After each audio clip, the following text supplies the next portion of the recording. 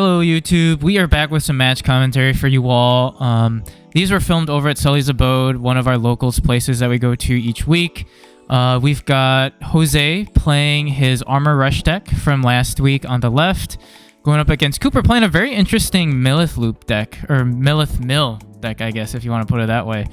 So I'm interested to see what he's cooking up with this. It looked fun just watching some of the gameplay that he had. So wondering how it plays out. And I am joined here by my one and only, the partner in crime, DJ. I'm the highwayman. But yeah, for those tuning in for the first time, welcome to our channel. Hope you guys enjoy what you have to see, and hopefully you can keep tuning in for the foreseeable future. And for those tuning in, once again, thank you for all the support. We really do appreciate it. Let us know what you think about this series down below. And without further ado, let's hop right into the round. Shout out to anyone who's ever watched Over the Garden Wall. That was for you. I did that for you. I made you to understand me. Lilith is it's very interesting because it's sort of like this rogue deck that just kind of came into existence after we started getting like more mill pieces, right? But yeah. it's performed like either like really well or like not at all. There's no in between. It just is like it gets like crazy high placement or it didn't like make the mark. Yeah. I know Dan, my one buddy, he loves mill decks, so I put it together for him a while back. I still don't entirely know how it functions, but it's fun. It's fun in concept. I mean, mill decks are fun in general. Yeah. Outside of what Apocalypse is going to do to us. But you know what is on the mark though? Those sleeves that Jose's got. Holy crap, man! Those are nice sleeves. Dude. He was like, I gotta get myself some dragon shields after this. I'm like, I was almost about to be like, go now. I will buy them for you. Protect that man. I didn't have the money, otherwise I would have. I genuinely thought about it, and then I looked at my bank account. And I'm like, I can't afford dragon shields overs right now. But we see Coop start off pretty good. He's got a little Gilmon in the back, and then plays out a boost for 3. Jose sets up with a jamming V in the back and a Davis and Ken. And then we see Cooper go into a Growlmon, which will trash the top 2 of both, since he can't pop a level 3 or lower on Jose's field. And passes over it to, we see a jamming swing, hits an Impmon, goes into Raidra, restands off of Davis and Ken and swings through. Or crashes at least, and then purges. Pretty good. And also, Jose has been cooking with armors. It's scary. Like, he's been giving armors a fucking name, dude. Like, he has been doing so well with that deck recently. He's got the Midas touch. Literally. But yeah, he's a good player. I feel like you give him any deck and that man will cook. True. He is a very good player. He's very calculated. He's also just like a fun guy to play against. He's very very chill. He's very laid back. Jose, we're just gassing you up. When you watch this episode, that's all we're just talking. Keep your head on the ground. Keep your head on the ground, sir. Nah, I want to elevate him. We see a jam and swing. It lives, of course. Coop's just kind of counting how many cards in trash he has, which is pretty smart if you're playing a mill deck. You want to know that. We see a swing. Does die. We go into Magna. Restands off of his own effect. Gains was a 4K. I think he has a Magna and a he has a Magna and a Raidra in there. So he gains 4K. Yeah. Raidra truth. Spake it. Ooh, we see a Awakening of the Golden Knight to pass over, going into a Magna X. Yep. Not bad. Speaking of Magna X, that alt art, dude. Holy moly. moly. I mean, the one that's on board right now is really good, but the one from BT-14, if y'all haven't looked at it yet, unless you don't want spoilers or anything, and I apologize, it's too late. You now know something's there, but we do my see goodness. Rivals, which does allow him to just purge, which is fair. And then we see, Alice McCoy, spicy. Oh, Magna will restand off of its effect and swing again. That's game 1. So I believe the whole idea is you use the EX3 War Growl to spit out a Guilmon, and then you Alice effect delete the Guilmon to go into your Milith or your Lilith for like 1. Because I think it reduces by 2. It might reduce by 1 actually. It's been it's been 1. a minute. I think it's 1. If I'm not mistaken. But it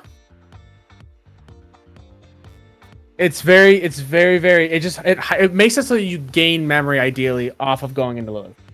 Right.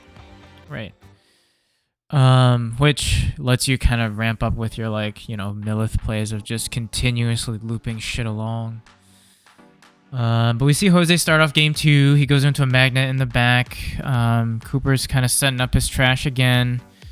By playing 2. Ooh, 2 miss memory boosts. She reduces by 3. So you go Lilith for free. Oh, shit.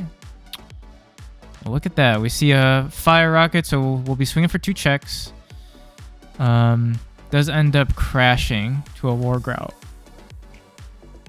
But on deletion is able to play out a Vmon, the little movie promo Vmon. Then we go into a Magna again to pass turn.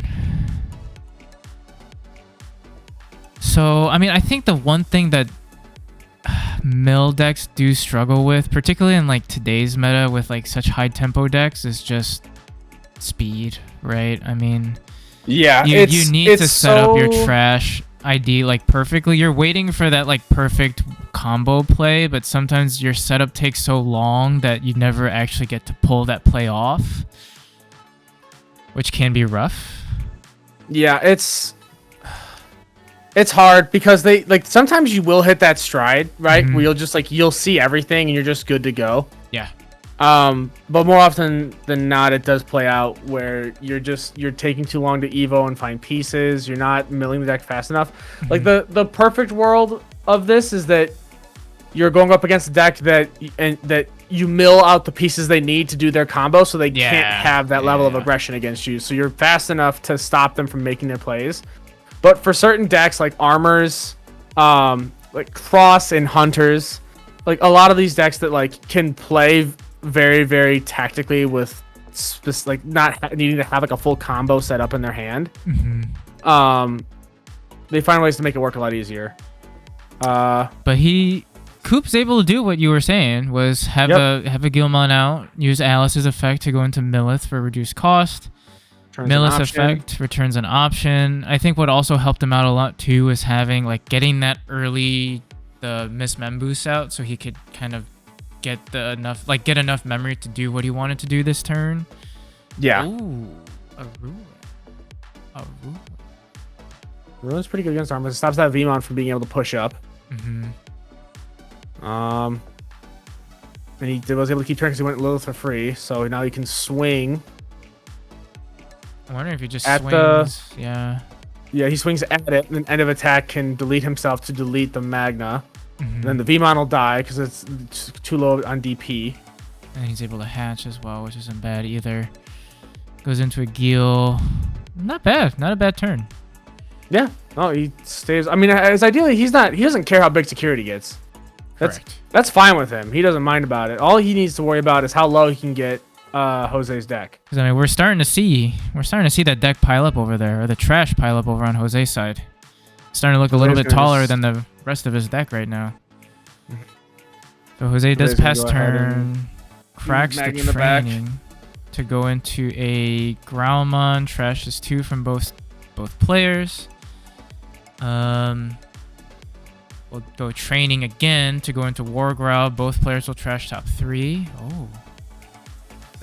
Is able to play out a Guilmon, I believe, right? Yeah. That's the BT-14 Guilmon. And then that's the on deletion. It gains you a memory as well, right? Yeah, correct. So it works perfectly with Alice. Yeah. Oh, Coop cooking. I think it just has to be deleted by an effect specifically. Yes. So deleted by an effect, gains a memory. Goes into Alice effect. Lilith to return. Grabs Calling and Jack Raid, which makes sense. So he's just gaining memory this turn. He hasn't spent a dime. Cooper too. Speaking of, we were talking about how good of a player Jose is. Cooper is also a very good player. He's a bit newer to the shop, but every time he is there, he does well. He plays very, very well.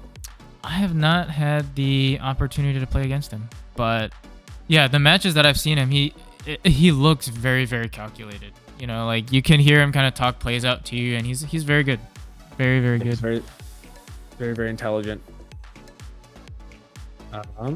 We'll add back the War Growl. I think it was EX3 War Growl he added back. Yeah, it was.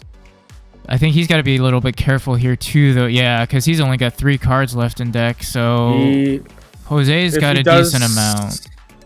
He's basically has to decide if he's going to commit to doing more plays like this. He has to be ready to try and... Yeah, Jose still has a lot of cards left in deck. Because the problem I think that Cooper is running into right now is... Okay, that's smart. No, you opts not to do it. Oh. Plays that. Search. Look at the deck first. Yeah. And then pops it to pick up 2. Yeah. Turns back 2 purple cards. Fair. Okay. Yeah, because I think what he needs to be able to do is go... Yeah, that's what I was saying. Is he needs to be able to swing with his other body. So if he can stall out one more turn, that googly-eyed little menace should be able to deck Jose out. Did he... Yeah. Alice, ruin mode for 5. Make 5k on the board. Just wondering if 5 memory is a little bit too much for Jose right now. I don't think... I mean, because he can't play VMons. And all he has is the Magna. Like, he doesn't have enough aggression on board, I think, to go for game. Yeah. I mean, I think the only thing that stops Cooper from doing anything would be if that Growlmon dies. Well, and that's what I'm about to say is... now... Jose... Oh, no. Did take a certain tech that I had mentioned in the previous... video of ruin mode that is in his deck now to work with the Magna X. So we have to see what happens there. Admittedly, putting it back down to Lilith and giving him that much memory isn't terrible because he doesn't... Hold on, I gotta remind myself. Because anything that Cooper does right now, like if he digivolves in the back, it's over. If he searches and picks up a piece, it's over. Because he's only got 1 card left in deck, if I'm not mistaken. And Ghoulmon's mill effect is when digivolving or when attacking, so he doesn't have to swing. He just needs to be able to evo up into a ghoul. Oh, I forgot it's when digivolving. Okay. It's both. It's when digivolving and when attacking once per turn. Sure. Okay. Oh, rivals. Interesting. Okay. What does he have in hand? I guess he doesn't have a rookie. He could. I think he needs to play. He needs to play out a rookie right now. No. He'd need to play an option to gain memory. Oh. Okay. I mean that kind of sets us like deal with this. I think he's missing a rookie. Yeah. Well, even if he has one, no, he has the Guilmon, right? Like if he hard plays it, it could get removed, and he doesn't have another body to go into Ghoul. No, I know.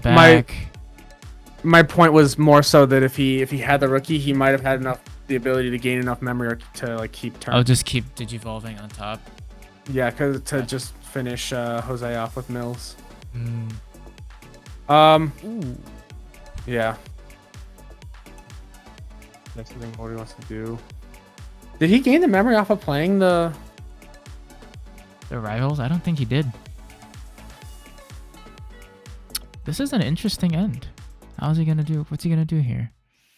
I mean, just scoop. Yeah, Cooper knows over. He can't do anything. 2 glaives in trash too. Oof. But, I mean, good game. Cooper was starting to definitely cook there at the end. I don't know if he gained the memory off of I don't think he did gain the memory off of the rivals. Not that I don't think it wouldn't have mattered at that point, but yeah. That's Lilith. You get a sense though. You get an idea of what it can do because the idea is you gain so much memory with Lilith that you can just keep evoing into new lines and milling your opponent out. Just keep turn basically. It's a really interesting concept, and I think Cooper definitely game 2 was definitely a better representation of what this deck can do. I think unfortunate at the end, just like missing a couple pieces here and there. Ghoulmon with when attacking and when digivolving is kind of cracked. Yeah, it's almost like a power crept creepy. It is only once per turn. Yeah, it is only once per turn. Creepy. They're both specific. Creepy is good against wide boards. Ghoul is better just for the milling focus. For sure. But it is interesting to see. Like I think now that we've seen BT-13 or BT-14, sorry, kind of get established for the past like few weeks or so, and I think now we're starting to see some people start to bring out their spicy decks. I'm interested to see what we've got cooking. Our locals does a pretty good job at spicing things up. So we've definitely got a lot yeah. more interesting matches to see in the foreseeable future. Yeah, for sure. But that does wrap up this round. Hope you guys enjoyed the video.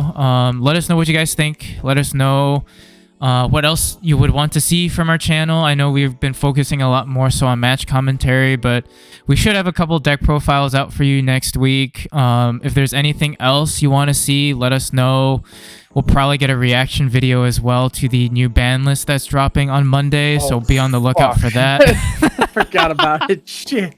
So be on the lookout for that so we can kind of hear what our reactions are, and yeah, we'll catch you on the next one. See you guys.